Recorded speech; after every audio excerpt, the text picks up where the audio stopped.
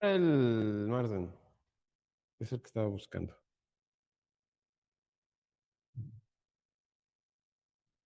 Lo que pasa es que le digo a él que se me olvidó el USB con los archivos. Entonces, hoy no hay presentación. Vamos a hacer a la antigüita. Bueno, jóvenes, vamos a comenzar la clase. Hoy no hay presentación, así que disculpen ustedes. Se me olvidó en la casa el USB y no me compartí. No tuve. A veces tengo la precaución de compartirme el archivo, pero pues ahora ni eso. Entonces, como salí corriendo, en fin. Bueno, la clase pasada vimos dos ejemplos de lo que tiene que ver con el cálculo de lo que tiene que ver con la parametrización de superficies, ¿sí? Estuvimos más que nada trabajando dos ejemplos sobre cómo calcular el plano tangente, ¿sí? Porque toda la teoría la vimos la clase anterior, o sea, el miércoles de la semana pasada, el jueves, que tocó la clase de la semana, la última clase que tuvimos. Vimos estos ejemplos. Entonces, ahora vamos a correlacionar esto con el asunto de lo que son el cálculo de área de una superficie. ¿Sí? Bueno, definimos en algún momento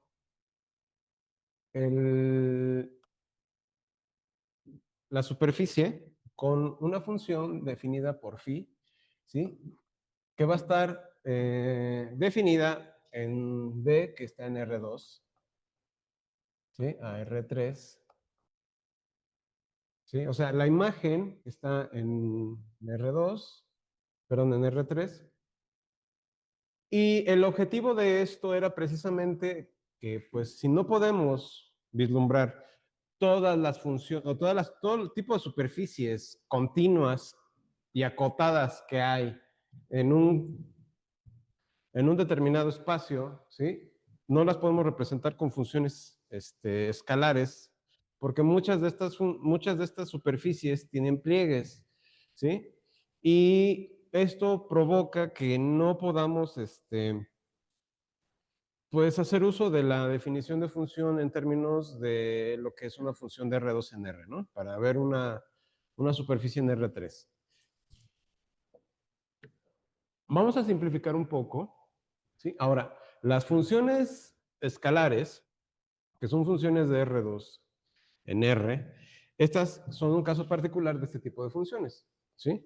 Ahora, ¿cómo definimos estas funciones? Bueno, esto lo que hicimos fue tomar phi dentro del plano U, B, ¿sí?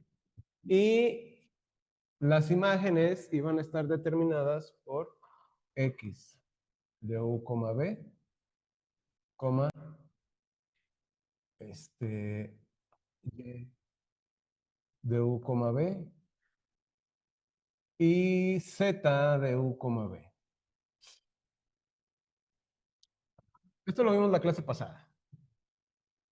Bueno, las clases pasadas. ¿Qué condiciones tenían que guardar estos bichos? Bueno, tenía, más que nada, esta es una parametrización, así la llamamos, ¿sí?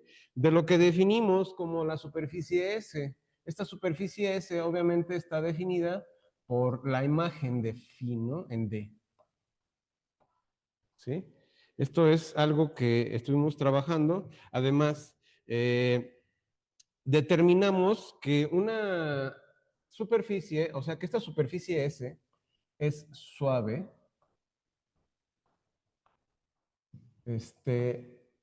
Si se cumple una condición, recordemos que esta función tiene que ser diferenciable, ¿sí?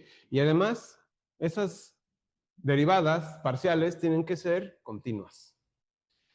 ¿Ah? Entonces, la característica de estos bichos era que nosotros definimos en su momento un vector tangente definido por TDU, ¿sí? Y otro vector tangente definido por TDB. O sea, son estos dos vectores, ¿sí? Donde TDU era la parcial de X con respecto de U, ¿sí? Multiplicado por I, más, o sea, el vector canónico, 1,00, y en la parcial de Y, con respecto de U, por J, ¿sí? Más la parcial de Z, con respecto de U, por K, ¿sí? TDB iba a ser la parcial de X con respecto de B, por I, más la parcial de Y con respecto de B, por J, más la parcial de Z con respecto de B por, ¿sí?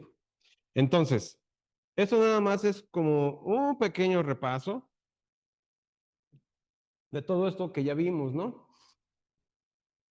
En términos generales, dentro del contexto de un esquema, ¿sí? ¿Qué es lo que tenemos? Bueno, lo que teníamos era una representación tridimensional que pasábamos del plano en una superficie, ¿sí? Y lo que esto representaba era que para un punto definido, que este sería phi de u, b, a estas alturas lo que nosotros definimos fue un plano tangente, aquí, ¿no? A ese punto. Entonces, obviamente, tiene que tener todas estas condiciones, tiene que ser una función de clase C1, ¿sí? La región D tiene que ser una región elemental en el plano, o sea, tiene que ser una región del tipo 1 o una región del tipo 2, ¿sí? ¿Por qué? Porque esto lo vamos a utilizar en su momento para definir la integral que nos va a permitir calcular las áreas, perdón, o el área de una superficie. Por otro lado, el detalle también es que la función phi tiene que ser diferenciable, obviamente, dentro del abierto D, y quizás algunos puntos por ahí, ¿no? Que no están incluidos. Pero bueno, en general, en todo D tiene que estar el asunto de la diferenciabilidad y que sea de clase C1 la función phi. ¿Qué va a suceder en este punto? Nosotros, en este contexto, tenemos otra característica. Tenemos nuestro plano D, que lo podemos definir de manera muy sencilla. Ahorita para empezar, ¿sí? Tomamos un intervalo C,D, perdón, A,D, A,B, disculpen ustedes, ¿sí? Y esto sobre el eje X, perdón, el eje B, U, y el eje B sería el C,D, ¿sí? Con esto, ¿qué quiero representar? Ustedes van a disculpar mis dibujos, no son los mejores, pero la idea es que se entienda. Si no entienden mis dibujos, me dicen y los repruebo, ¿no? No, no es cierto. De lo que se trata es de generar una partición, ¿sí? ¿Una partición de qué tipo? Bueno, vamos a tomar una partición, PU, para el intervalo en A, B, ¿sí? ¿Y esto qué implica? Bueno, lo que va a implicar es muy sencillo. Tenemos que definir dentro del intervalo una partición donde tomemos desde U0 hasta UN, ¿sí? Obviamente en la transición pues vamos a tener un montón de elementos, ¿sí? De la partición. Esto dentro del intervalo A, B, donde A es igual a U0 y B es igual a UN. Pero también vamos a necesitar para P de B, o sea, una partición para el intervalo C, D, ¿sí? Pues algo análogo, en este caso, pues sería en C0 hasta, perdón, desde B0 hasta Bn o Bm, ¿por qué no tienen que ser iguales? ¿Pueden tener la misma cantidad de elementos las dos particiones? Claro que sí. ¿Puede ser una más grande que la otra? Por supuesto. ¿Cuál puede ser más grande? Pues cualquiera de las dos, ¿sí?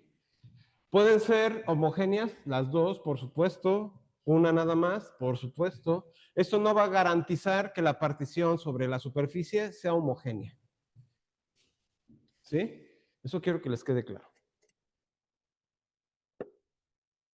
Porque lo que estamos generando con esto es una retícula, ¿sí? Entonces, este es D y este es C, ¿sí? O sea, B0 es C y D es BM. Y pues obviamente tenemos todos los demás elementos aquí en la transición. ¿Y qué es lo que nos va a generar? Pues obviamente nos va a generar una retícula, ¿no? Aquí vamos a tener todos nuestros,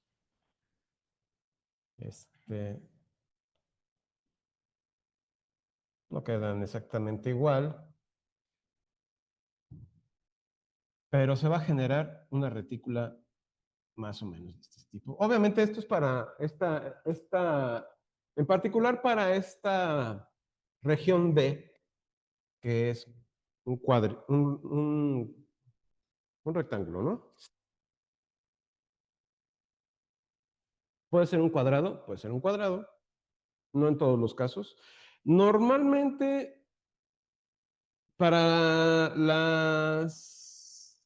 cuando se está trabajando, o cuando se trabaja generalmente en, ¿cómo se llama? ¿Cómo se llama? En superficies esféricas, para superficies esféricas, ahí sí, pues es un cuadrado a fuerzas, porque trabajamos de 0 a 2pi y de 0 a 2pi normalmente, pero también puede ser un rectángulo porque puede ser de 0 a 2pi o de 0 a pi, o sea, ahí ya depende de lo que estemos trabajando. Bueno, ¿qué es lo que surge de aquí? Una vez que dimos esta partición y vemos que se genera esta partición aquí mismo dentro del contexto de esta región, pues aquí vamos a tener un rectángulo que puede ser cualquiera, ¿no? A este rectángulo lo podemos llamar R y J. ¿Sí? R de rectángulo. Ahora, ese rectángulo R y J va a estar compuesto por dos cuestiones. Una va a estar definida dentro del intervalo A, B y otra va a estar definida dentro del intervalo C, D. ¿Cómo es que va a estar definido? Bueno, pues obviamente dentro de este intervalo vamos a tener UI menos 1 y UI, o sea, ¿sí? Y por el otro lado vamos a tener BJ menos 1 y BJ. ¿Esto qué va a implicar? Obviamente la idea es definir los diferenciales, ¿sí? Que de alguna manera los normalmente definimos UI menos UI menos 1 como el incremento de UI, ¿sí? Y BJ menos BJ menos 1, ¿sí? Lo definimos como el incremento de BJ. Esto para definir los diferenciales, ¿sí? ¿Y quiénes son? Pues son estos bichos, o sea, es esta parte de aquí.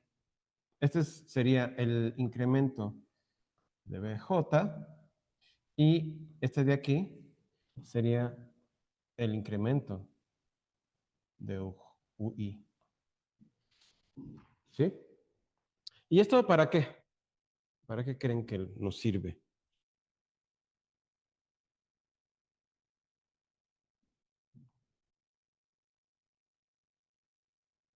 Bueno, el detalle aquí es precisamente eh, definir los mismos términos que estamos definiendo para una región en general, para subregiones dentro de la región más grande. ¿Sí? Porque obviamente, como ya lo hemos trabajado, si recordarán, esto pues obviamente es, si este rectángulo es un conjunto acotado, es un conjunto medible, pocas palabras, ¿sí? Cumple todas las características de conjunto medible, ¿sí? Pues con mayor razón cada uno de las partes que estamos definiendo como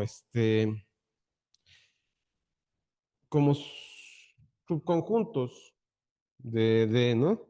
Em, estas regiones que hemos definido como RJ, cuando nosotros apliquemos la función, ¿qué es lo que va a ocurrir? Bueno, lo que va a ocurrir es que vamos a tener una imagen, ¿sí?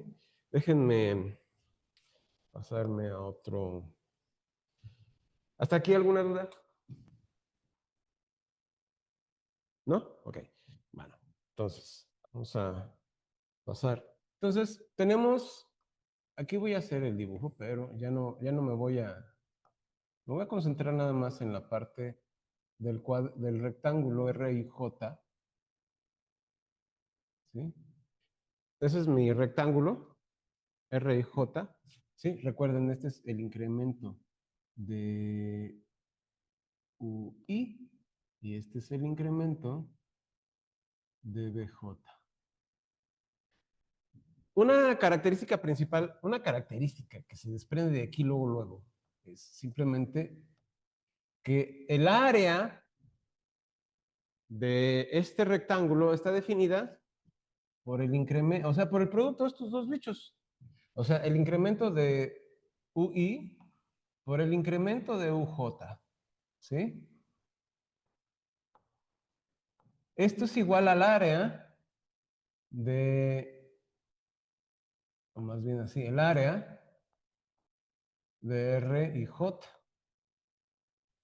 Si estarán de acuerdo, ¿no?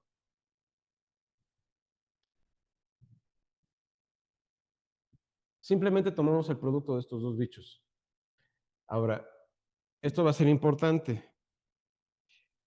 ¿Qué otra cosa necesitamos? Bueno, ya que vimos esto y lo aplicamos a la superficie, ¿sí? Dentro de la superficie, cuando yo hago esta partición dentro del conjunto D y aplico la función en phi, ¿sí? Obviamente este es S. ¿Qué va a pasar? Bueno, tomo un punto dentro de este bicho, ¿sí? Puede ser cualquiera, pero me voy a enfocar en particular en este punto, ¿sí? En el punto que está hacia la izquierda y hacia abajo. O sea, en la esquina inferior izquierda de todo este rectángulo. ¿Qué condiciones tiene? Bueno, no tiene otra cosa, puede ser cualquiera de los puntos que están ahí, ¿sí? No importa. Esto solo es para fijar un punto nada más. Entonces, este punto que podemos, déjenme usar otra letra. Mm,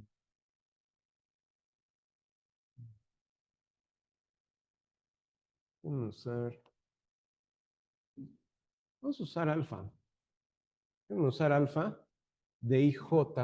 Esto va a representar, alfa de IJ, va a representar el punto que vamos a definir como el punto UI, BJ. ¿sí? Y es este punto precisamente. Ese punto, lo voy a poner en otro tono, voy a poner en azul. Este punto en azul es ese punto alfa. Y este va a ser importante porque a partir de ese, yo voy a generar, este rectángulo se va, lo voy a hacer un poquito exageradamente grande.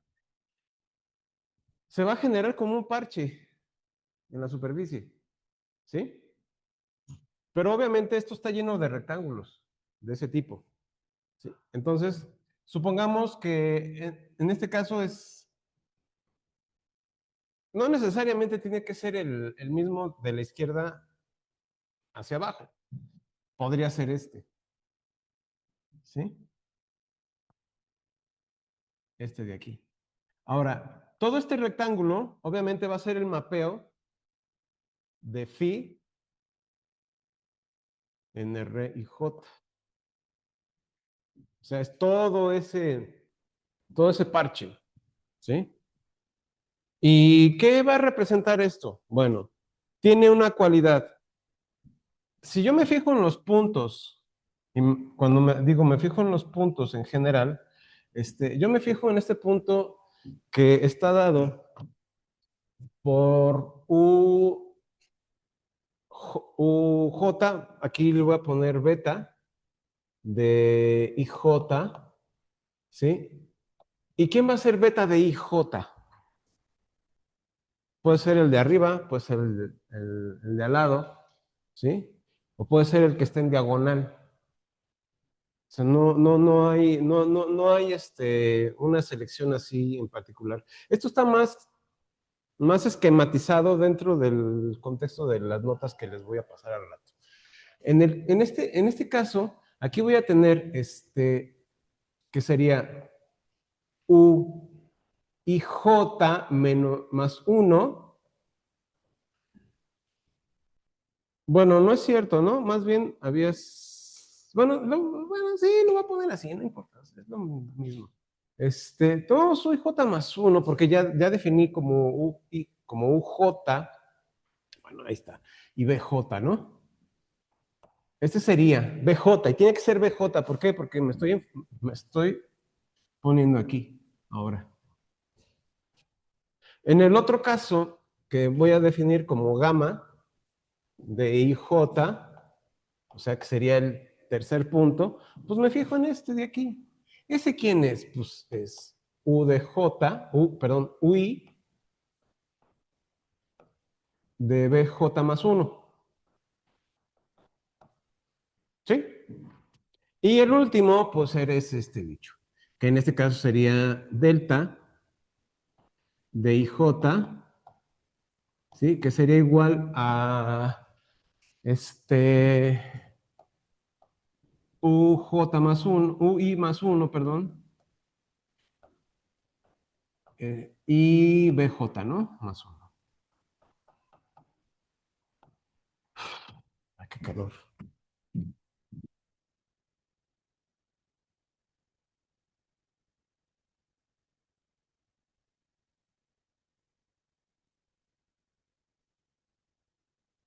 Y bueno, ay, estos, estos puntos se van a mapear igualmente acá, ¿no?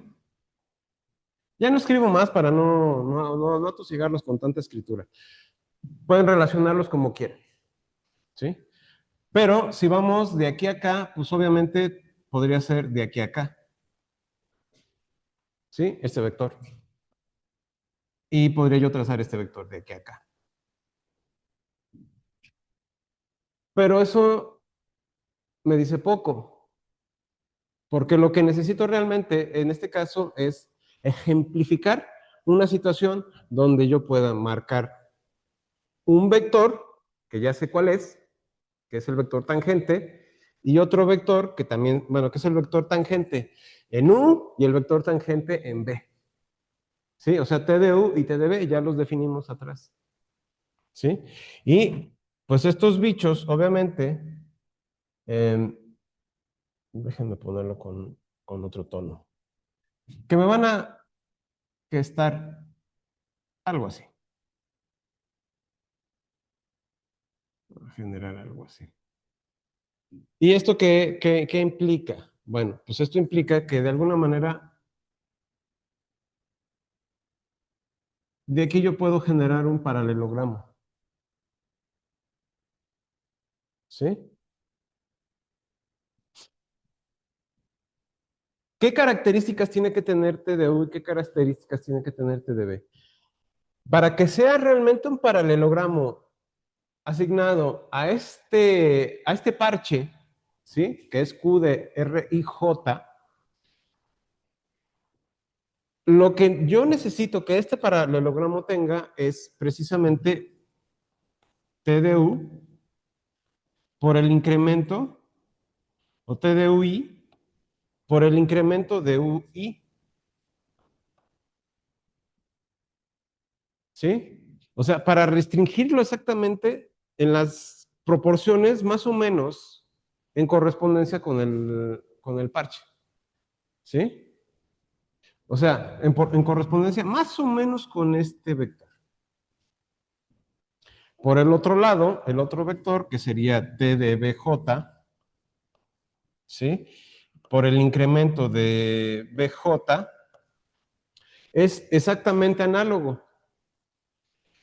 ¿Qué pasa aquí, jóvenes? Bueno, una de las condiciones que necesitamos es, si queremos calcular el área de una superficie, necesitamos establecer los criterios con los cuales vamos a trabajar. En este caso estamos estableciendo sus criterios. Para cuando estuvimos trabajando con curvas, con trayectorias, lo que hacíamos era particionar el intervalo A, B, que era sobre el cual se mueve la variable t, le dábamos una partición ahí, ¿no? Una vez dada esa partición, ¿qué ocurría? Bueno, generábamos un polígono, ¿sí? Ese polígono, dependiendo de lo fino que pudiera ser nuestra partición, iba a tener una cierta aproximación a la longitud de la trayectoria, ¿sí? Entonces, la longitud de la poligonal iba a tener una aproximación definida, determinada también por la cantidad de elementos que hubiéramos puesto en la partición. ¿Eso qué me permite ver? Pues lo que me iba a permitir ver es precisamente que entre más fina sea mi partición, más próxima va a ser la longitud de la poligonal a la longitud de la trayectoria. En este caso tenemos algo análogo, porque aquí ya no estoy trabajando con una poligonal, estoy trabajando con, ¿cómo se le llama? Con un poliedro. No es un poliedro, porque un poliedro es algo cerrado. Es, ¿cómo le podemos llamar? Bueno, con muchos parches. ¿Sí? Cubiertas. Vamos a llamarle cubiertas. ¿Sí? Cubiertas rectangulares. Estas cubiertas rectangulares llenan toda la superficie. ¿Sí? Y si llenan toda la superficie, que llenan a S por completo, definiendo una, pues eso se extiende a las demás. ¿Sí? Entonces, en ese contexto, una manera de calcular el área de una superficie es poner algo sobre lo cual yo sé con mucha seguridad cuál es su área. Y el área es, por ejemplo, tomo un plano, el que sea, acotado, ¿sí? Compacto. Ese bicho, yo puedo calcular su área, ¿sí? Si es rectangular, con más razón lo puedo calcular porque nada más me basta con saber cuál es la longitud de uno de sus lados y cuál es la longitud de otro de sus lados. Y con eso yo hago el producto de ambos y listo. ¿Sí? Este es exactamente lo que estamos haciendo. Entonces, ¿qué es lo que me mide esto? Bueno, Lo que me mide esto va a ser precisamente el área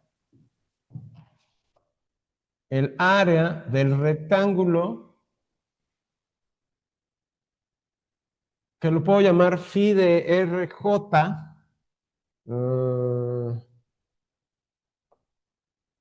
El área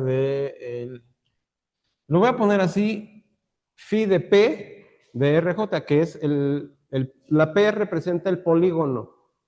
O sea, me dice que es un polígono. Phi no es que sea el parche, porque phi de RJ es el parche ese que tenemos entonces, pero phi de P de RJ, de RIJ, es el área de este paralelogramo. ¿Cómo lo represento? Bueno, ya tengo aquí los dos elementos sobre los cuales me defino cada uno de los vectores que generan este paralelogramo. ¿Sí? Estos dos bichos que generan este paralelogramo me van a dar en función de dos vectores A cruz B con la norma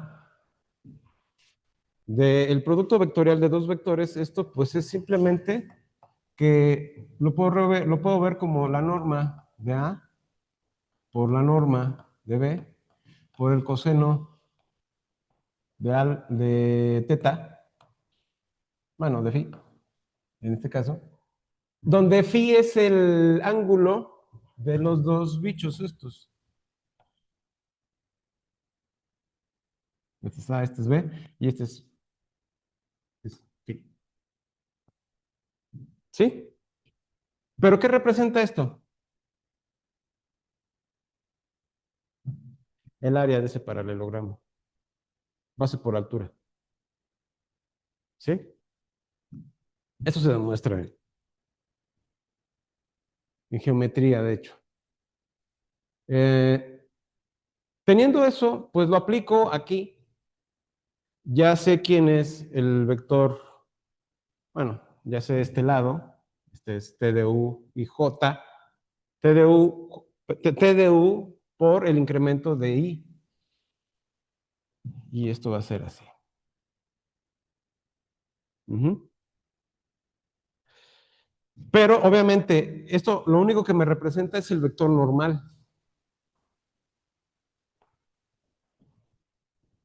No me representa otra cosa, me representa el vector normal.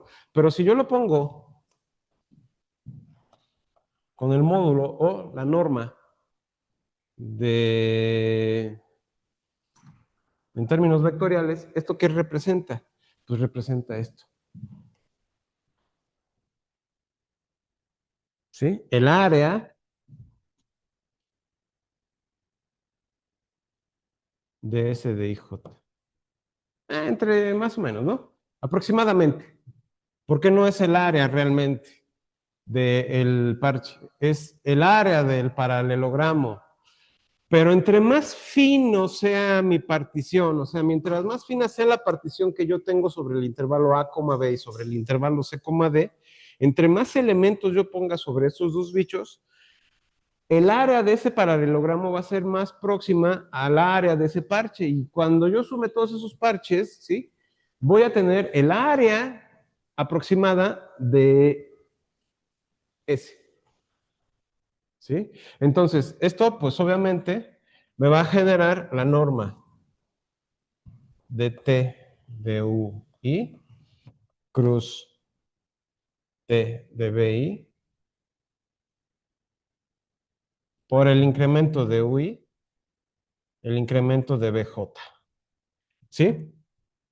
Simplemente aplicamos propiedades del producto vectorial y saco los escalares. ¿Sí? Teniendo esto en cuenta, eso sería el área. Este sí es el área de este bicho que definimos como phi de P, o sea, del R y J. ¿Sí? Entonces, eso solo me da el área. eso solo me da el área de ese bicho. Entonces, ¿qué tendría yo que hacer aquí, a partir de aquí, para obtener todo el área de todos los rectangulitos o de todos los paralelogramos ahí vistos en este contexto? Exacto, hay que sumarlos, ¿no? Este no me gusta porque este no lo puedo subir y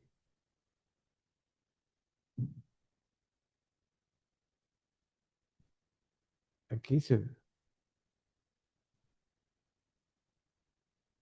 lo hago más chiquito.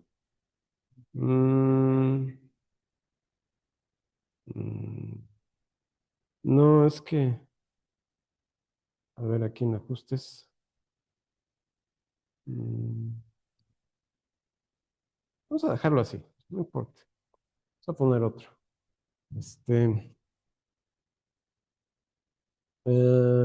es que no conozco bien esto. Entonces, a veces le pico y empiezo a jugar y hago más chico, desaparezco, borro cosas. Entonces, para no borrar ahorita, porque esto sí es importante, entonces, de todo van a tener las notas al rato. O sea, no se preocupen por eso.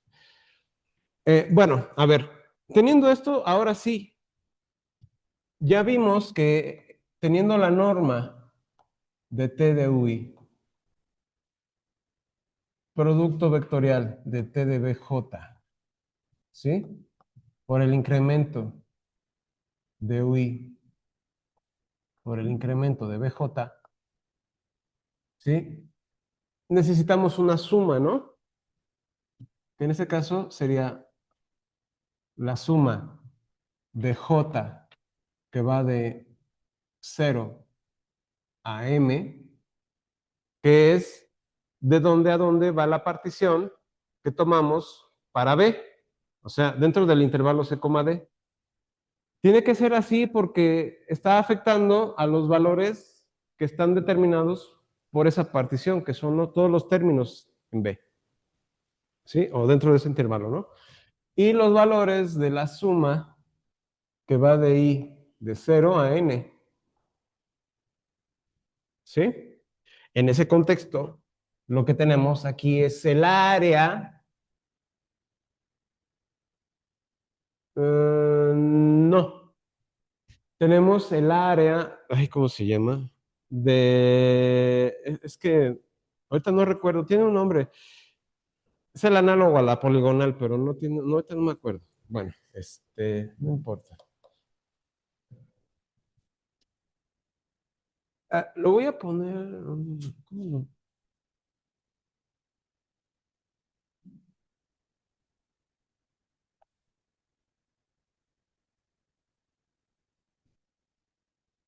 Ah, bueno, sí, el área de S, pero esto es una aproximación. Es una aproximación nada más, ¿sí? O sea, el área de S, que es la superficie sobre la cual estábamos trabajando hace rato, va a ser aproximada a esta suma, ¿sí?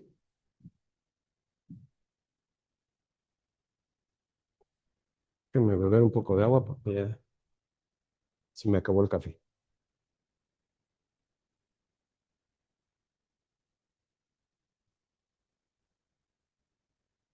¿Cuál es el detalle aquí, jóvenes? Bueno, a ver. Este, entrando con esto, ¿qué representaría esto? ¿Qué les recuerda esto?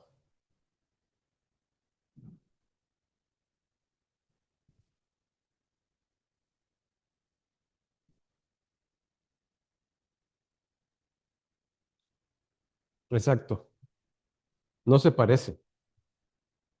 Aquí, esto tiene toda la jeta de una suma de Riemann, pero para una integral de dos variables, o sea, una integral doble, ¿sí? ¿Por qué? Porque este bicho de aquí es la medida para una región en D, ¿sí? Que me da el área, ¿sí? Eso me va a determinar el diferencial de área, ¿sí? En I y en J, para cada uno de los elementos que estén ahí definidos. Y este bicho de aquí lo puedo representar con una función psi definida en D también, ¿sí? AR3, ¿sí? AR, perdón. No es AR3, es AR. Tiene que ser AR, porque si no estoy en otra onda. En este caso tiene que ser así, porque esta función phi se tiene que convertir en una función escalar. Y esta función escalar la estoy definiendo con esto, ¿sí? ¿Qué características tiene esta función? Esta función tiene las características que es continua. ¿Por qué es continua? Porque sabemos que phi, que es de donde sale todo, bueno, phi de u, b, es continua. Esto es por definición. Pero al mismo tiempo, sabemos que t de u, que es el gradiente de las parciales, ¿sí? Con respecto de u, es continua. ¿Por qué? Porque este bicho es de clase C1. Y también t de b tiene que ser continua. Por lo mismo, ¿no? Tiene que ser continua. Y una vez que sabemos esto, tiene que ser continuo. Eso lo vemos en cálculo 3. ¿Sí? El producto vectorial de cualquier par de funciones continuas es continuo. ¿Sí? Entonces, este producto es continuo. ¿Sí? Ahora, si todo eso me define la continuidad, ¿me garantiza que todo esto sea integrable?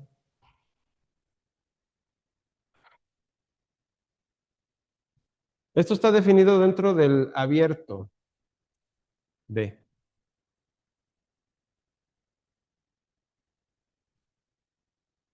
¿Sí?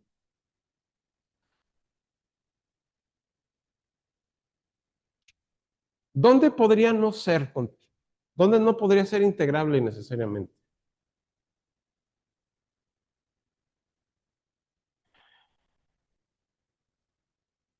Si no es acotado. Esta función es acotada. ¿Por qué es acotada? Porque esta función es acotada. ¿Sí? Cada uno de los elementos que definen a la función phi es acotado. Ahora ustedes me preguntarán, oye, pero depende de la función y qué tal si estas, que también las puedes ver como funciones, resultan no ser acotadas cuando las derives.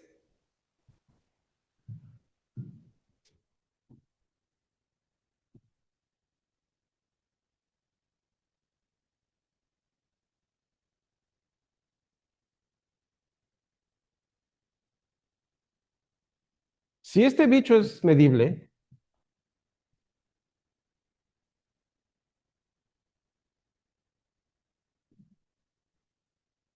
esto tendría que ser acotado. ¿Sí? Si es el caso que esta cosa no es acotada, pues solo me quedo en las sumas.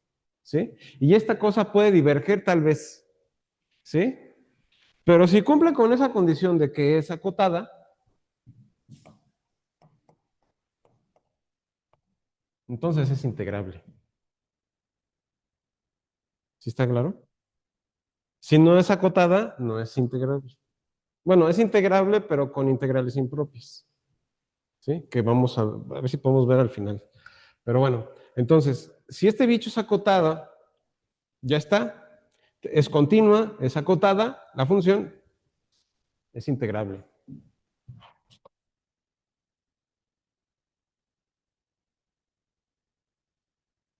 porque cumple con todas las condiciones que se piden en las hipótesis de la definición de integral que dimos, ¿sí? Y en ese contexto, entonces, este bicho, cuando nosotros aplicamos el límite, obviamente tenemos que definir con qué lo vamos a hacer. Y en este caso lo vamos a hacer con la diagonal, ¿sí?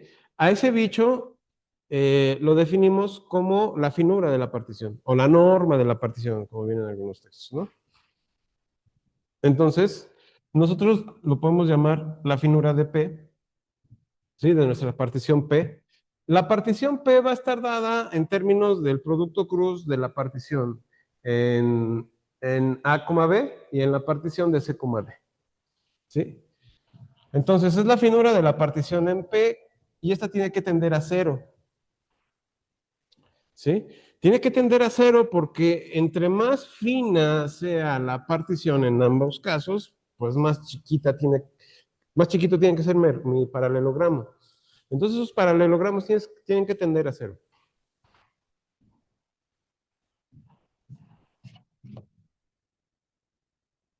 que sería el área de S, ¿sí?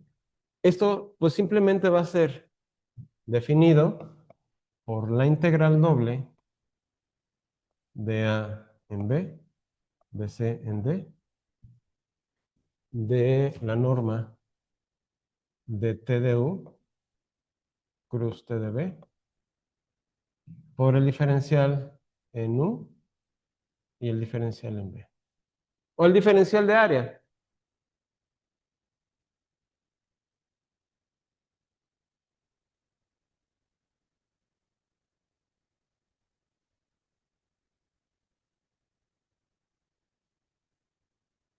Obviamente le aplicamos el mismo límite a la suma doble, ¿no?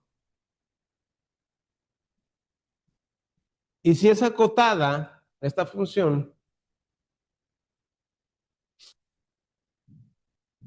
que esto quedaría mejor visto como la integral doble sobre D, ¿sí? De phi, sí, más bien, de U, B, por el diferencial de área.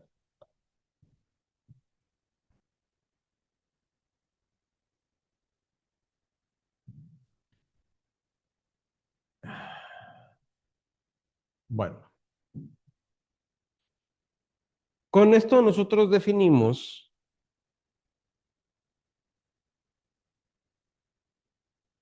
este asunto de de la integral de superficie, ¿sí?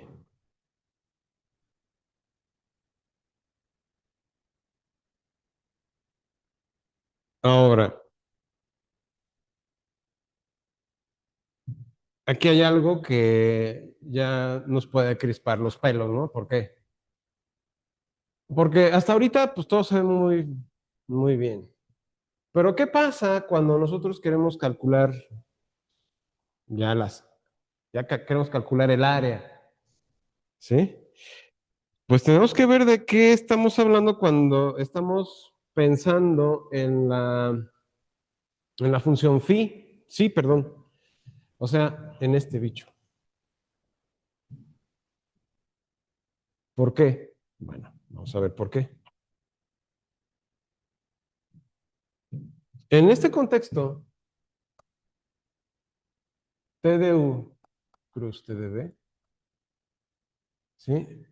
Tiene que ser igual a la raíz cuadrada, voy a poner así largo, de, en este caso, el jacobiano en XY con respecto de U, B. Y todo esto más, pero esto es al cuadrado, ¿sí? Y cada uno de estos bichos, pues es la derivada de esto, pero en YZ,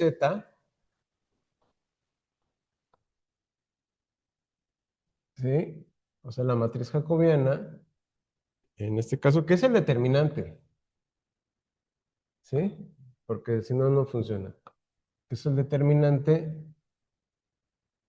en YZ con respecto de U y B? ¿Sí? También al cuadrado, más el determinante en XZ, ¿sí? También con respecto de U, B. Y también al cuadrado, obviamente, ¿sí? ¿Quién es la parcial de XY con respecto de U, B? ¿Quién es este bicho? Bueno, pues este bicho es, bueno, se representa como el determinante jacobiano de que está con X con respecto de U, la parcial de X con respecto de B.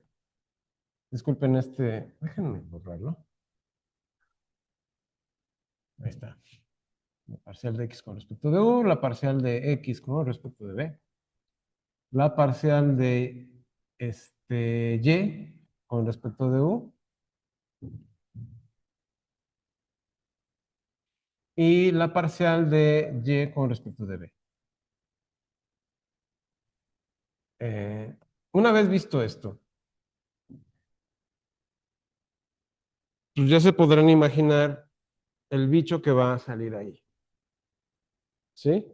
Porque tenemos que calcular el determinante al cuadrado de cada uno de estos dos bichos, ¿sí? Ya sabemos que cada determinante pues, va a ser la parcial de X con respecto de U por la parcial de Y con respecto de B, menos la parcial de Y con respecto de U por la parcial de X con respecto de B. ¿Sí? Y lo mismo para la parcial de YZ con respecto de U, B y la parcial de XZ con respecto de U, B. O sea, esos determinantes, ¿no? Y obviamente tenemos que elevar al cuadrado, si están al cuadrado, resolver esa ecuación cuadrática, ¿sí? Bla, bla, bla. ¿Qué quiero decir con esto? Los cálculos se van a poner gordos ahorita, bueno, ya a partir de este momento.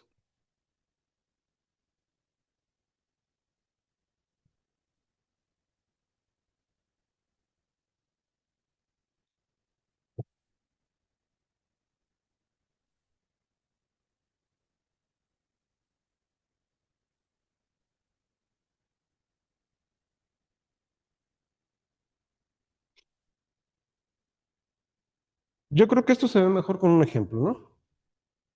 Porque este ejemplo es el ejemplo 1 del Marsden, en esta sección, no sé cuál es, la sección 7.4,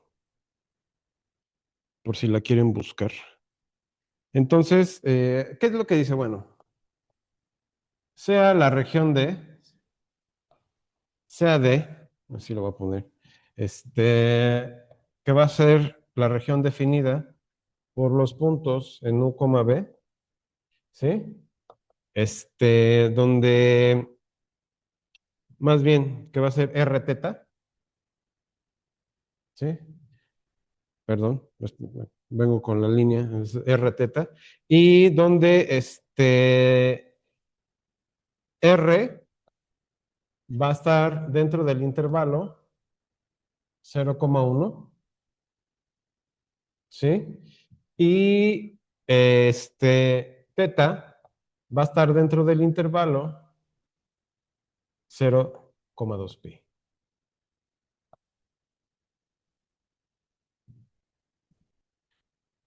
Ese es el conjunto, sobre el cual vamos a trabajar y vamos a tomar phi dentro del conjunto de a R3, ¿sí? Ya sabemos que D está en el intervalo, perdón, es un conjunto en R2, ¿no?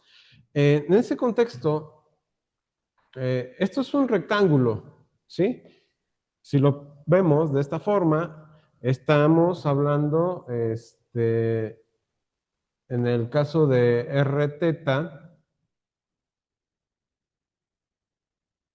¿sí? En términos de R teta, que vamos de 0 a 1, bueno, de 0 a 1 y de 0 a 2pi. Sí, o sea, me da este rectángulo. Así. Eh, ¿Quién es el, quién es phi? Bueno, phi de R teta es el término definido por R coseno de teta, R seno de teta y R.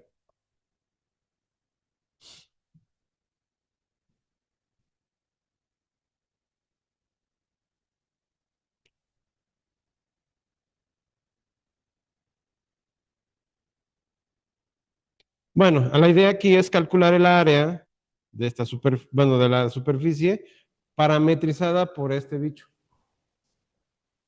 ¿sí? Dentro de este conjunto. ¿Qué es lo que, qué es lo primero que tendríamos que hacer, jóvenes? Bueno, lo primero que tenemos que hacer es, obviamente, calcular, perdón, los determinantes, ¿no? El determinante de XY con respecto de U con respecto de B, ¿sí? Ya se aburrieron sus compañeros, creo. Pues apenas son las 5. Bueno,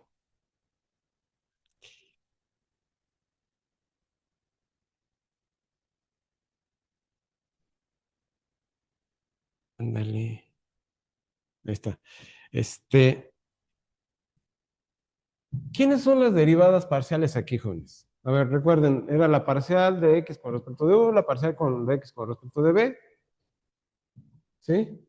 Era R coseno de teta, R seno de teta y R.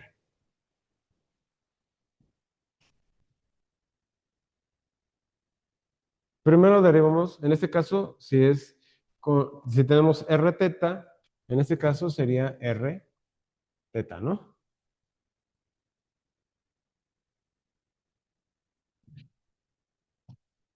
La primera parcial, si es con respecto de R, con respecto de X, es el coseno de teta.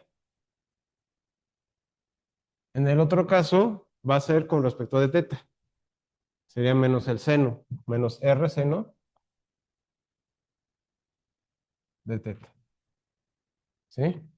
Y en el otro caso sería el seno de teta, o sea, la parcial de Y con respecto de R, y la parcial de Y con respecto de teta, pues sería R coseno de teta.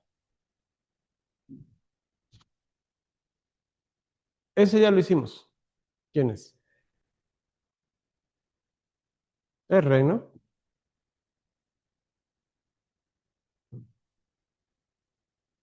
¿Sí? Porque tenemos coseno cuadrado por R, seno cuadrado por R, por distribución sacamos R, menos, menos con menos me da más. Pues tenemos coseno cuadrado más seno cuadrado me da 1. Así de sencillo, ¿no? Pero no hay que ir más allá. En otro contexto tenemos la parcial, bueno, el determinante definido de YZ, ¿sí? Con respecto de R, respecto de teta. ¿sí? Bueno, en uno tenemos,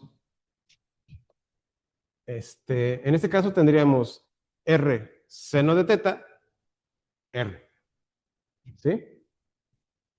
Entonces, en ese contexto, en el primer caso sería el seno, porque estamos derivando con respecto de R,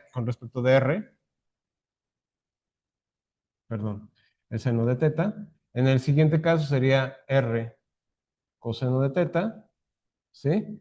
Y en el otro sería 1 porque es R, ¿sí? La derivada de R es 1 y la derivada con respecto a teta es 0, ¿sí? Entonces esto simplemente sería menos R coseno de teta,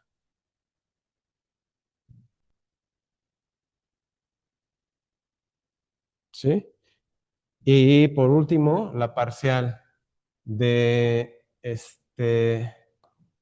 de xz, bueno, el determinante de xz con respecto de r teta, que son las parciales de x con respecto de r y la parcial de x con respecto de teta, la parcial de z con respecto de r y la parcial de r con respecto de teta, ¿sí? En este caso sería coseno de teta menos r seno de teta. Y por abajo 1, 0, exactamente igual que en el anterior. ¿Sí? Aquí, ¿quién tendríamos? Tendríamos, sería R seno de teta. Sí, porque tenemos el menos ahí. Visto esto, ¿sí? Entonces, en ese contexto, la norma de T de U cruz T de B sería equivalente, lo voy a poner así, tomando en cuenta que tengo que poner, pues, todos estos elementos al cuadrado, ya calculados, pues en este caso tendría R cuadrada más, que sería R coseno de teta al cuadrado y más R seno de teta al cuadrado, ¿no? Que sería, en este caso, la raíz cuadrada de R cuadrada, multiplicada por 1, más, el coseno cuadrado de teta más el seno cuadrado de teta, ¿no? ¿Sí o no? Y esto me daría R por la raíz de 2.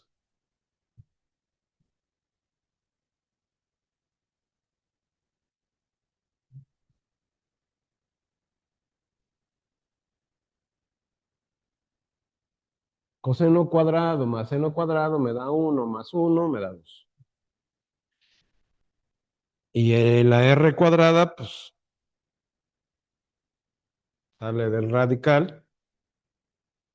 Bueno, simplemente aplicamos leyes de los radicales y al final queda R, ¿no? Con este asunto ya podemos simplificar el cálculo de la integral, ¿no? Bueno, el área, más bien. ¿Por qué? Porque nosotros, si queremos saber quién es el área de la superficie S definida por esa superficie o por la parametrización determinada por phi, que donde phi era phi de r teta, era r coseno de teta, coma r seno de teta, coma r, ¿sí? Pero ya visto esto, en este caso sería la integral doble definida en D, de psi de r teta por el diferencial de área ¿Sí? ¿Este quién sería? Bueno, pues sería la integral doble, en este caso que sería de 0 a 1, de 0 a 2pi, ¿sí? Que serían los términos sobre los cuales estábamos definiendo la integral.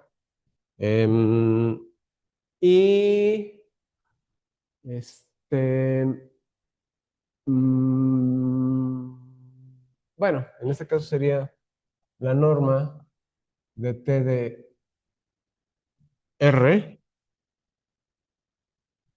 cruz t de teta, ¿sí? Por el diferencial de, bueno, aquí lo voy a poner diferencial de teta, diferencial de r, que los podemos voltear, ¿sí? Y en este contexto, pues tendría yo la integral de, acomodándolo, de 0 a 2pi, de la integral de 0 a 1, de la raíz cuadrada de 2 por r, con respecto de r, respecto de teta.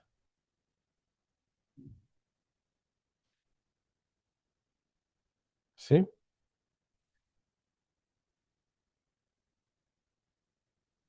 Si calculamos la primera integral con respecto de r, ¿qué obtenemos?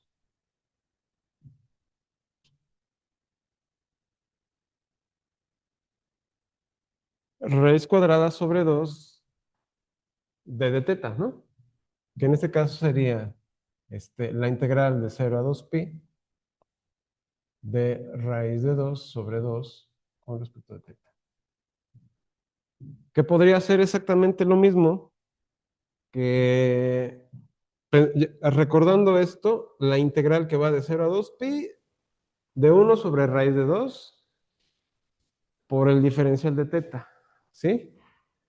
¿Se acuerdan que en la clase pasada, bueno, no vinieron todos, pero en la clase pasada tuve la duda sobre un vector, si te acuerdas, que era 1, 1, raíz de 2. Bueno, nada más había que transformar este dicho en 1 sobre raíz de 2 con eso. Y con eso se justifica que ese vector estaba bien. ¿Sale? Bueno, yo no. Ok. Bueno, haciendo ya los cálculos, esto tiene que darme raíz de 2 sobre pi. Bueno, por pi. Porque obviamente lo que voy a obtener ahí es teta y voy a obtener pi menos 0. Pues simplemente eso es raíz de 2. Ese sería el valor del área de la superficie. Ahora, este ejemplo estuvo sencillo. No todos los ejemplos son así de sencillos. ¿Sí? ¿Tienen alguna duda al respecto? Traía un ejemplo más elaborado que estaba en las notas, pero no lo voy a desarrollar. Ese ejercicio, el calibre de ese ejercicio a mano, la verdad no.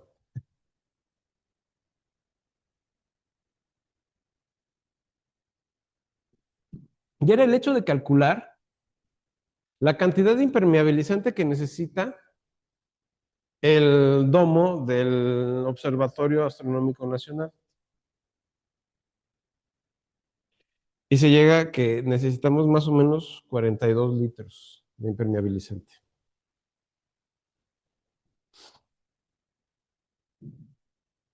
Igual y eso los expongo en un video, y los subo, ¿no? Pero no se los prometo para hoy, tal vez mañana o pasado. Em, Déjenme ver qué otra cosa.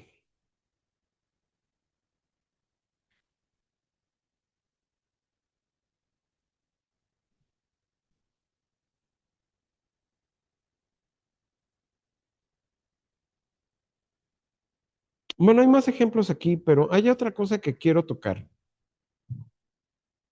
¿sí? Que está en el contexto de lo que normalmente se les conoce como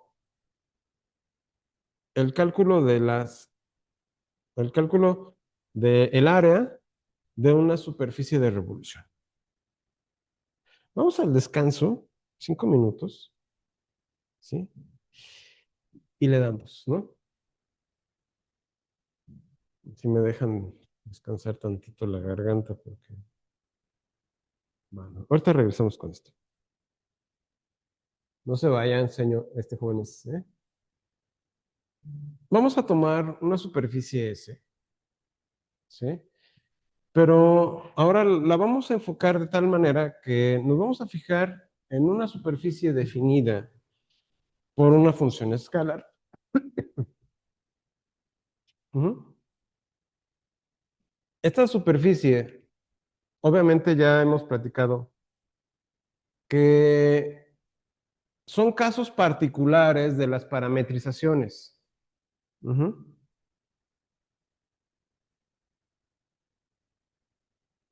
La pregunta es, ¿cómo podemos parametrizar estos bichos? No es tan complicado, porque simplemente tenemos que tomar x igual a u,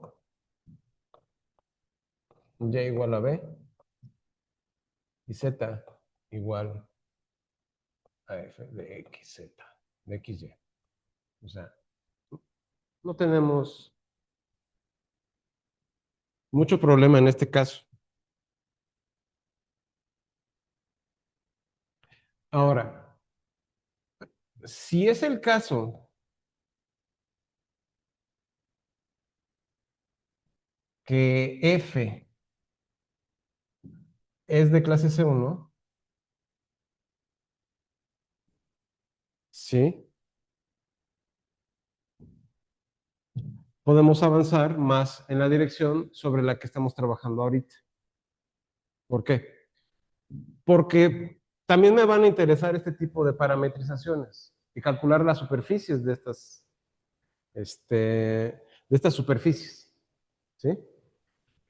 Porque no están exentas estas superficies de el cálculo que acabamos de esgrimir para una superficie más general. En ese contexto, para las funciones escalares, pues también se vale, o sea, no quedan fuera. ¿A dónde vamos con todo esto? Bueno, pues utilizando lo que ya hemos definido, pues en este caso el área de la superficie S sigue siendo la misma, ¿sí? Sigue siendo la integral doble sobre D de, sí, en ese caso de U, B, ¿sí? Por el diferencial de área. No hay pierde, o sea, no nos movemos de ahí. El detalle aquí es quiénes son estos bichos, ¿no? ¿Quién representa a la norma de TDU, cruz TDB? ¿Sí? Pues obviamente tenemos que saber quién es TDU y quién es TDB. En este contexto, pues, si tomo a TDU, ya sé que esta es la parcial de X con respecto de U, por I, la parcial de Y con respecto de U, y la parcial de Z con respecto de U. Y lo mismo para TDB, ¿no? Entonces, simplemente estoy repitiendo lo mismo que ya hice anteriormente.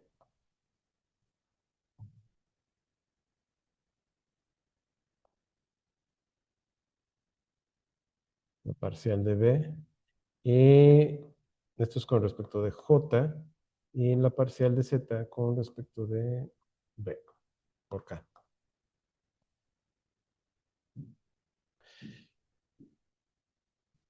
Teniendo estos bichos, ¿quién es TDU y quién es TDB?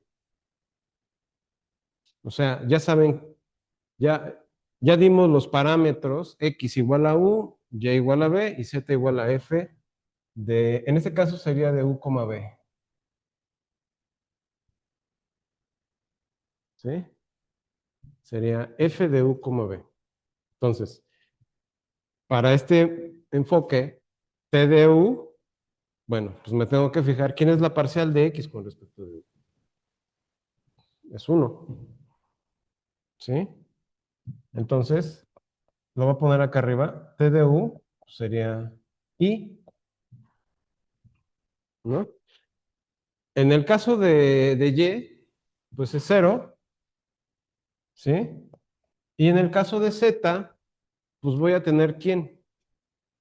La parcial de z con respecto de u por k, ¿sí? O la parcial de f de u, b con respecto de u por k, ¿sí? Porque pues, es una parcial general, o sea, no tengo una función definida claramente. Por el otro lado, pues voy a tener algo análogo.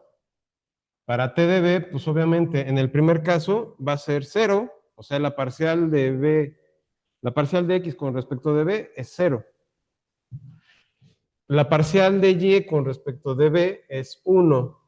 Entonces pongo j más, y con respecto de z, pues sería la parcial de f en u, b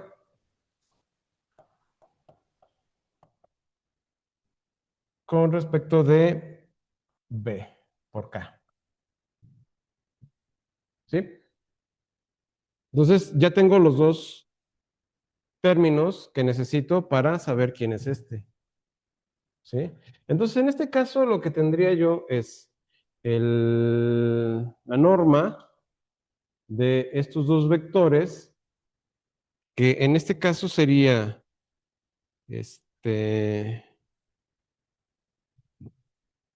haciendo el producto vectorial, sería la parcial o menos la parcial de f con respecto de u, ¿sí? Y esto multiplicado por i, menos la parcial de f con respecto de b por j más k.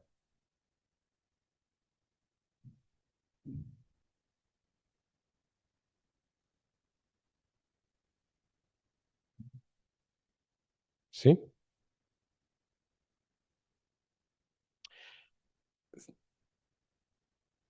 Hay que hacer las cuentas, ¿no? Porque hay que, obviamente, sacar el determinante de estos dos. Sacamos el determinante y, bueno, aquí es el vector, ¿eh? No es la norma, es el vector. Obviamente hay que poner en norma eso. Y ya una vez dado eso, pues entonces sí, podemos enfocarlo en este contexto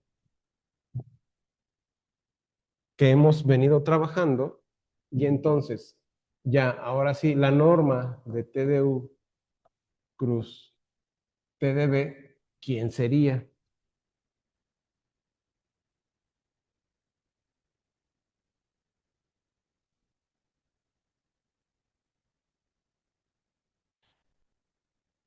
Como teníamos,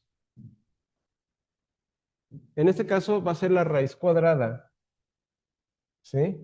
De la parcial de f con respecto de u o con respecto de x, ¿sí? Porque recuerden que x era igual a u. Entonces le puedo poner con respecto de x al cuadrado, ¿sí? Más la parcial de f con respecto de y, ¿sí? Al cuadrado. Como era acá, el otro, entonces es 1. ¿Sí? por el diferencial, bueno, hasta aquí, ¿sí? Ahora, ¿qué se va a implicar de aquí? Bueno, lo que se va a implicar de aquí es que yo quiero calcular el área de esa parametrización, o de esa superficie representada por esa parametrización. U, B, F de U, B. ¿Sí? Entonces, en ese contexto, lo que yo tendría es que el área de la superficie S, ¿sí? Sería igual a la integral doble evaluada en D, ¿sí? De la raíz cuadrada de esto, que sería la parcial de F con respecto de X al cuadrado, más la parcial de F con respecto de Y al cuadrado más 1. Por el diferencial de área. Ahora sí.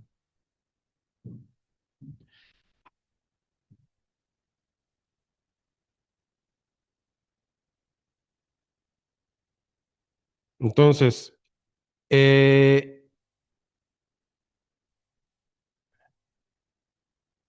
siguiendo con esta idea, ¿qué podríamos observar ahora?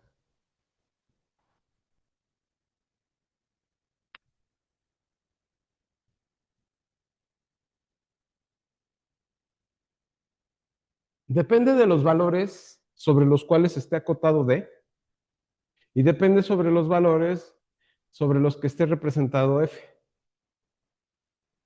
¿Sí? Este sería el esquema general de el cálculo del área de una superficie parametrizada para una función escalar. Un ejemplo. Un ejemplo muy, muy básico. Que en este caso tomamos a S,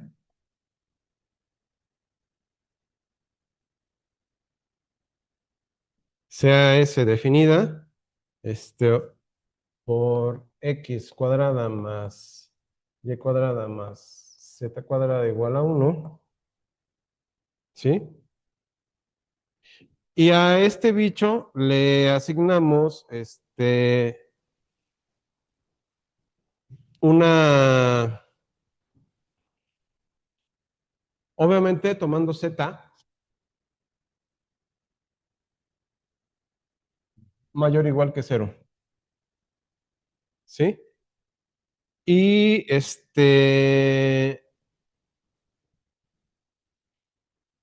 si nosotros tomamos f de x,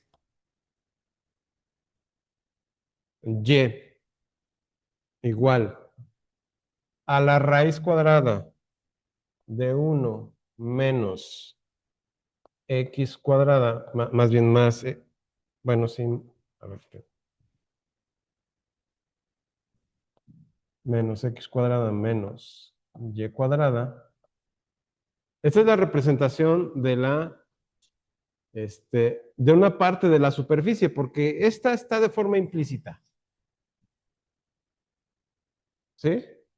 O sea, S está representada eh, es una esfera de radio 1, con centro en el origen. ¿Sí? Pero es una esfera completa. ¿Sí?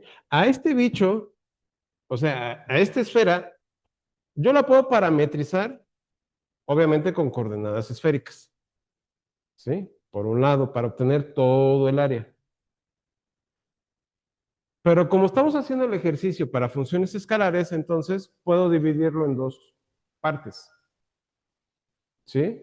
O sea, la función, o más bien esta ecuación, que tiene implícitamente la parte de la superficie que puede representarse con una función escalar, que me represente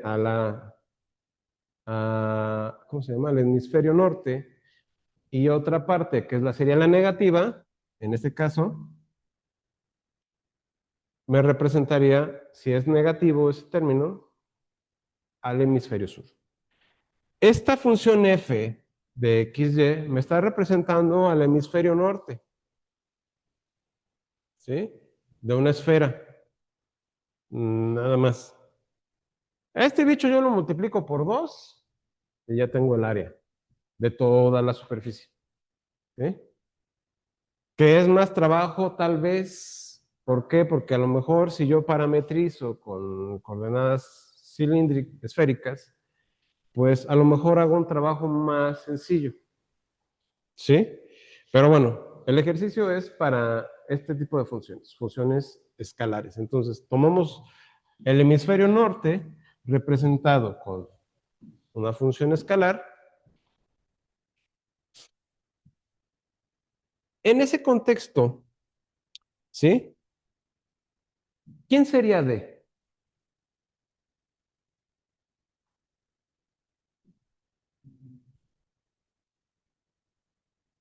El conjunto D.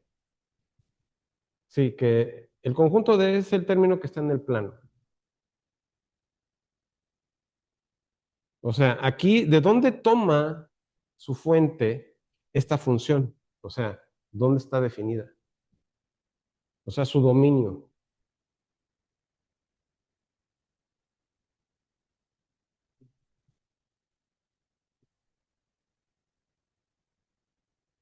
Sí, pero dentro del disco de radio 1, ¿sí? Tiene que estar definida dentro del disco de radio 1, no puede estar en otro lado. Porque si yo lo defino de 0 a 1, de 0 a 1, o más bien de -1 a 1, y de -1 a 1, pues estoy realmente definiendo un cuadrado, ¿sí? Pero no tengo un cuadrado, no tengo un cubo, tengo una esfera. Entonces lo tengo que definir al conjunto de dentro del radio, dentro del disco de radio 1.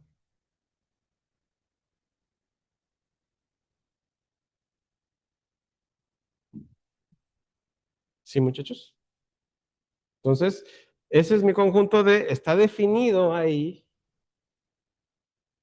está definida ahí esta función que representa a la superficie que está denotada como el hemisferio norte de una esfera, ¿sí? Y en ese contexto, pues obviamente, ¿cómo parametrizamos este asunto?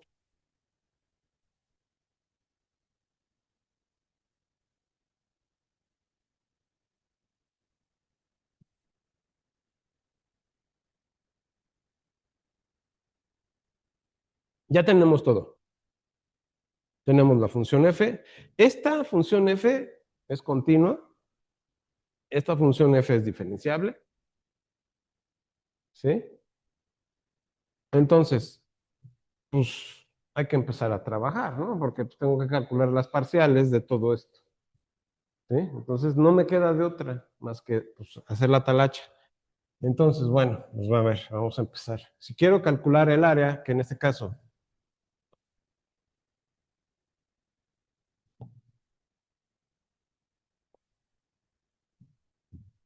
el área definida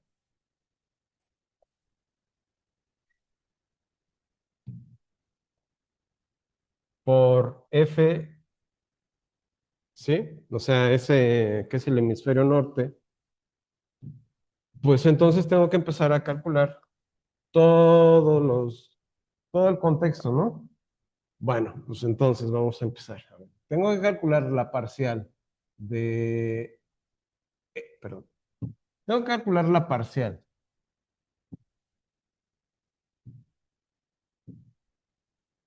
de f de xy con respecto de x, ¿sí? Y tengo que calcular la parcial de f de xy con respecto de y. No necesito más, porque son los dos términos que aparecen. No necesito calcular todas las parciales, o sea, nada más con que calcule estas dos. Porque necesito esta parcial al cuadrado y la otra al parcial al cuadrado, nada más. No necesito más, ¿sí? Y estas son las que voy a representar. Entonces, pues, en este caso, recordando quién era esto, obviamente lo que tengo que ver es, bueno, esto va a ser menos un medio, ¿sí? En este caso, la derivada de lo de adentro con respecto de x es menos x,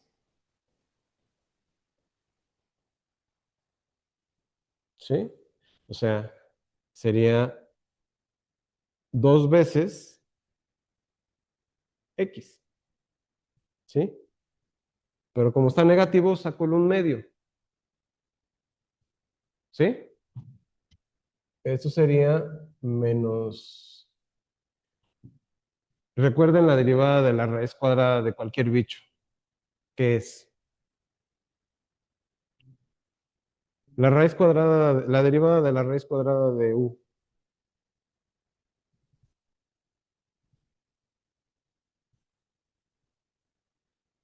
menos u sobre 2 por la raíz cuadrada de u, ¿no? Sí, o sea, es lo mismo que dijiste, pero es exactamente lo mismo, ¿sí? Que en ese caso la derivada de u es 1, ¿sí? Entonces, pero en este caso tengo la derivada de lo de adentro, que es menos x cuadrada, no es cierto, es este, es x cuadrada más y cuadrada más 1. No, no es cierto. F de xy, ¿quién era? Era la raíz cuadrada de 1 menos x cuadrada menos y cuadrada. Ahí está. ¿Sí? Ahora sí, ¿qué sería la derivada de este bicho, de lo de adentro? Pues es simplemente menos 2x. ¿Sí? Saco el negativo, entonces tengo 2 veces x entre la raíz cuadrada de 1 menos x cuadrada menos y cuadrada. ¿Sí? Con este se simplifica, entonces me queda simplemente, en este caso, este, menos x sobre la raíz cuadrada de 1 menos x cuadrada más, perdón,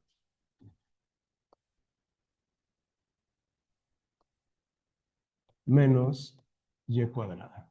Y análogamente para la otra, ¿no? Que sería menos y por la raíz cuadrada de 1 menos x cuadrada menos y cuadrada. Esas son las dos parciales, ¿sí? Pero no hemos acabado. En ese contexto, ¿qué es lo que tengo? Bueno, pues tengo que calcular t de u cruz t de b por la norma.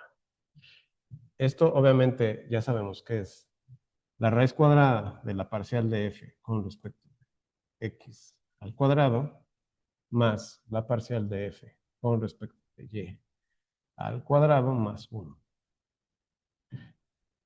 Teniendo estos bichos, en ese contexto tengo la raíz cuadrada de x o de menos x sobre la raíz cuadrada de 1 menos x cuadrada menos y cuadrada al cuadrado más menos y sobre la raíz cuadrada de 1 menos y cuadrada menos x cuadrada sale igual, ¿sí?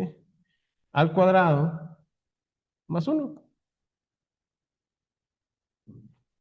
¿Sí está claro hasta aquí? Bien, entonces, continuando, ¿qué podemos hacer ahí, muchachos?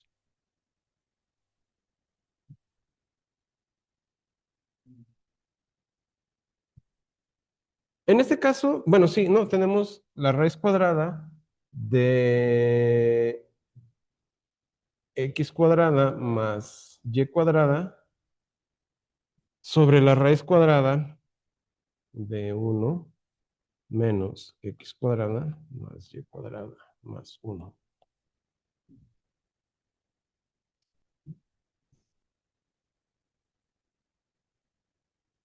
¿La raíz en y?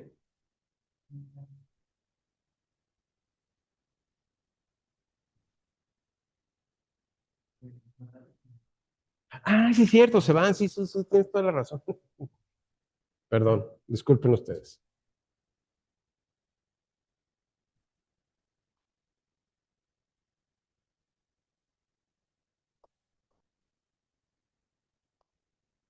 Sí, tienes toda la razón, se van. O sea, en los cuadrados se van estos dos bichos y simplemente me queda 1 más, perdón, menos x cuadrada menos y cuadrada más 1. ¿Sí? Juntando todo, tenemos la raíz cuadrada de x cuadrada más y cuadrada más 1 menos x cuadrada menos y cuadrada.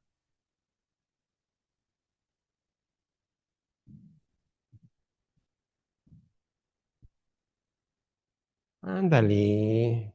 ¿Ya no quieres? ¿Ya se cansó esto tan rápido? A ver. Esto sería 1 menos x cuadrada menos y cuadrada. Obviamente, este con este se anula con este y con este, ¿no?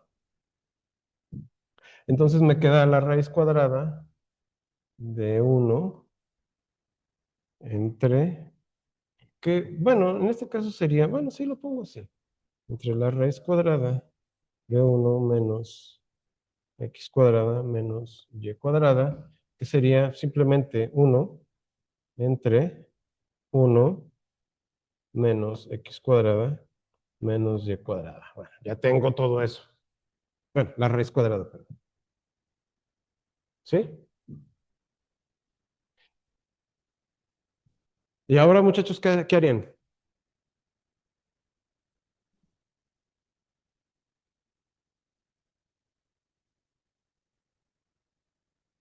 Exacto.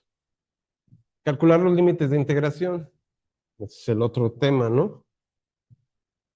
Ya sabemos quién es el producto vectorial, o sea, la norma del producto vectorial ya lo tenemos.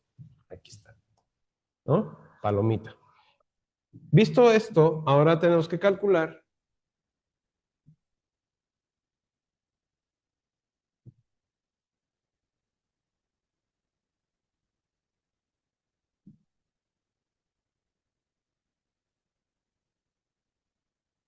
los límites de integración. Muy bien.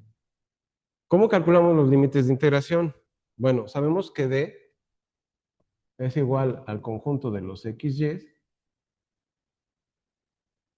¿sí? Definidos por X cuadrada más Y cuadrada menor o igual que, ¿no?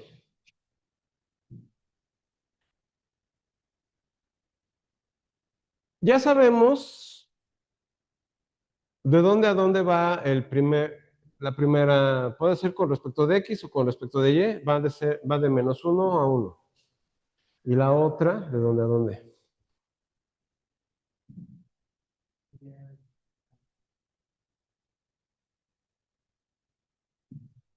Bueno, sí, tomamos la ecuación, ¿no?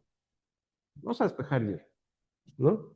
Tomamos Y, sería más menos la raíz cuadrada de 1 menos X cuadrado. Punto. Entonces es menos más, ¿no? O sea, ya tenemos los límites de integración. Entonces, ¿cómo queda la integral? El área de la superficie S, que está definida por la doble integral en D, de phi, de psi, perdón, de XY, en este caso, porque sustituimos a U y a B por XY, ¿sí? Por el diferencial de área, ¿sí?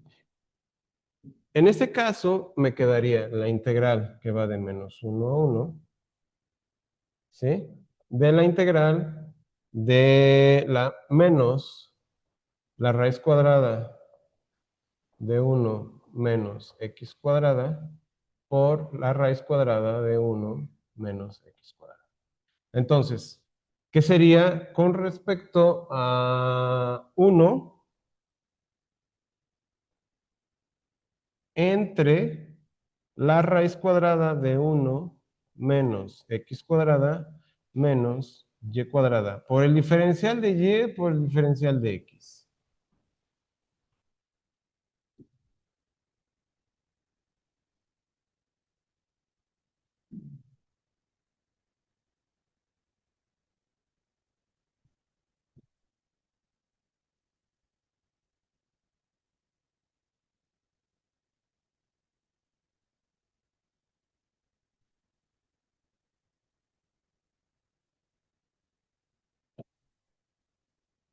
Teniendo esto, ¿sí? Vamos a, se puede hacer un cambio de variable, ¿sí? Y no un cambio de variable. Bueno, un cambio a coordenadas polares, ¿sí? Para quitar la raíz cuadrada y mover las cosas que están ahí dentro. Al final, una vez que manipulamos todo esto me tiene que quedar 2pi,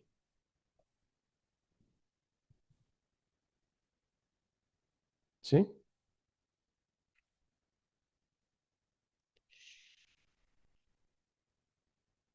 En ese contexto, se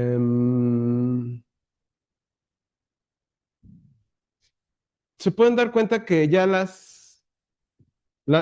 calculamos una superficie general, ¿sí? Y calculamos ya bueno, no la calculé toda porque ya no me va a alcanzar el tiempo, ¿sí? Es un poco de tal hacha. Pero lo que sigue de esto, ¿sí? Que no lo vamos a ver, a terminar de ver mañana, pero ya lo vemos con, con el archivo. Lo que sigue de esto es que, teniendo esto en cuenta, a partir de aquí podemos ver lo que son los áreas de las superficies de revolución. Una superficie definida por una trayectoria que no está parametrizada, una trayectoria que se puede representar por una función escalar que es una función de RNR. ¿Sí? Esta función de RNR me genera una curva, esa curva tiene que ser continua, ¿sí? Y tiene que ser representada por una función escalar, una función de RNR. Se puede parametrizar también como una trayectoria, ¿sí? Y la podemos reparametrizar, etcétera. Pero no me interesa eso, lo que me interesa es que esta función f de x en corto, ¿sí? La puedo representar o la puedo girar sobre el eje de las x, ¿sí? Y me genera una superficie de revolución, ¿sí? O sea, si hago rotar sobre el eje x la, la función f, o sea, en pocas palabras, tengo algo así, y yo lo hago rotar, pues simplemente lo que obtengo es algo así, ¿no? Que sería en este caso, bueno, algo de ese estilo, ¿no? Aunque no, mis dibujos nomás no dan para una. Entonces, en ese contexto, este área sería, esto lo vamos a demostrar mañana, sería 2pi por la integral que va de a en b. Y lo vamos a demostrar con este bicho. Del valor absoluto de x de la raíz cuadrada de 1 más la derivada de f, o sea, es una función f, al cuadrado por x, al cuadrado por d de x. Esa, yo me acuerdo que yo la vi en la prepa, no sé ustedes, yo la vi en la preparatoria. Esta me la enseñaron cálculo, cuando llevé cálculo en la prepa. Me dijeron, pues ahí está el formulazo, ahora le calculen áreas de revolución. Y yo decía, pues qué padre, ¿no? Pero cuando veo ya esto, pues digo, bueno, pues es un caso muy particular, ¿no? De superficie. Entonces, mañana vemos la demostración de esto y ¿alguna duda hasta aquí, jóvenes? ¿No? Todo quedó tan claro como el agua estancada de un charco. ¿Sí? Perfecto. Bueno, nos vemos mañana. Gracias por venir. Y disculpen que no traje la presentación. Tell me pretty lies, look me in the face, tell me that you love me, even if it's